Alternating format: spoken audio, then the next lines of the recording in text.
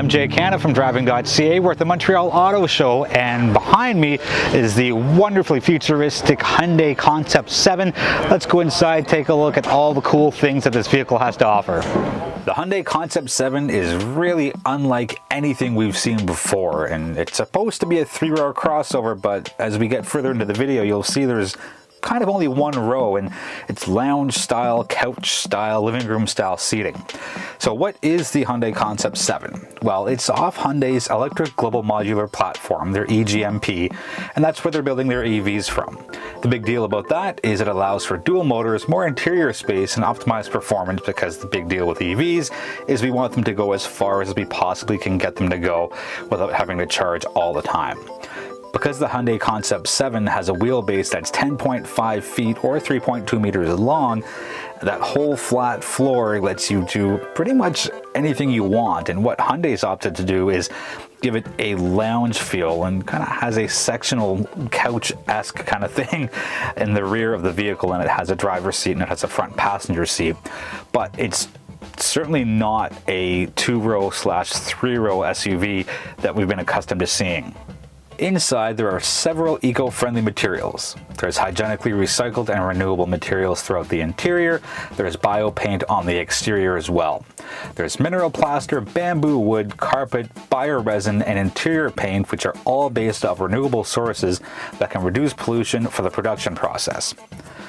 There are a couple of notable omissions because it is a concept vehicle. There is no steering wheel, and there's no accelerator pedal, there is no brake pedal, and there is a control stick which remotely pops up and down from the right side of the driver's seat, but I really don't think that's how Hyundai's designed it to be as far as changing gears and turning the vehicle left or right.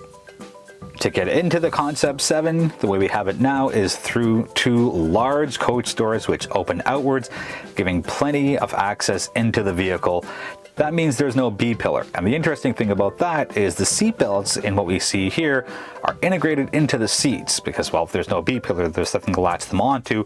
I'm not sure if these big coach doors, as beautiful as they are and as elegant as they are, will make it to the final production, because I'm skeptical to see if it'll pass a crash test. I'd love to be wrong on this one, and I hope I am, because it's a beautiful look, but practicality does have to come in somewhere.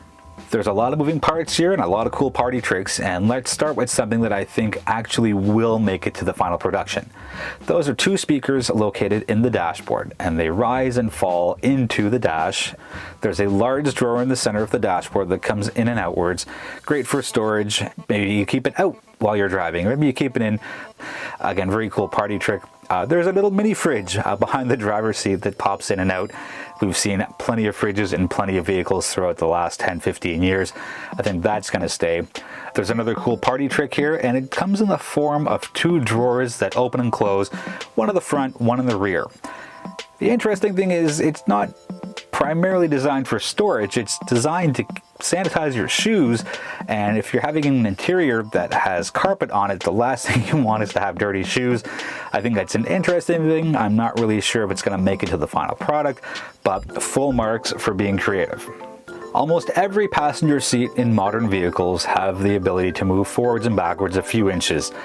In the Hyundai Concept 7, the travel is quite a bit. It's almost 2 feet, and you can see that it goes nearly all the way into what would be the second row, and it also goes fairly far forward. Interestingly, the ottoman is also able to be moved not quite as far as the passenger seat, but it does have a little bit of travel, so that if you want to lean all the way back, you have extra long legs, you can put them up on your movable ottoman. There's a very large infotainment screen, and while it wasn't operational during this video, I can only imagine how many things you'll be able to see and do and act on once the vehicle does come to production. It's a long, large, horizontally based screen. The interesting thing here is there's no side mirrors on this Concept 7. On Hyundai's website, there's a video that shows the side mirrors or cameras that go in and out of the doors. They go in when they're not in use, and they're out when the car is being driven and you need to use them. Audi's e-tron back in 2019 tried to get those digital side mirrors, but they couldn't get approval from the Canadian government for them, so that's why we don't have those on any vehicles. At some point, yes. At this point, no. In the rear, you have sectional style curved seating, and one part of it goes along the driver's side, and then it curves and it falls onto the back of the vehicle. Seatbelts might be a little problematic in this curved section unless they're integrated into the seats just like they are with the front two seats, if that actually ends up being the way it's produced. So, you've got to figure in there have to be airbags, and these have to pass crash tests as well. I would love to see this as is in production, but we'll see what it actually ends up being like. This Concept 7 was equipped with a massive panoramic moonroof, which Hyundai calls their vision roof display. What was shown to me during my time with the vehicle is the outside buildings were projected onto the inside of the moonroof, and it was a really cool look, and I think that if there's a way to make that happen, it would be a really cool party trick to go along with the rest of the party tricks that the Concept 7 has to offer.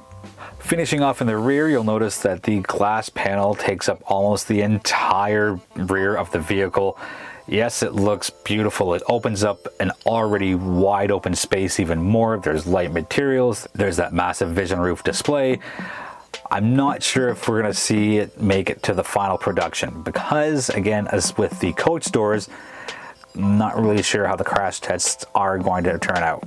Yes, there's a wow factor and it looks absolutely gorgeous. I don't know if the practicality side of it will allow it to come through to the production side.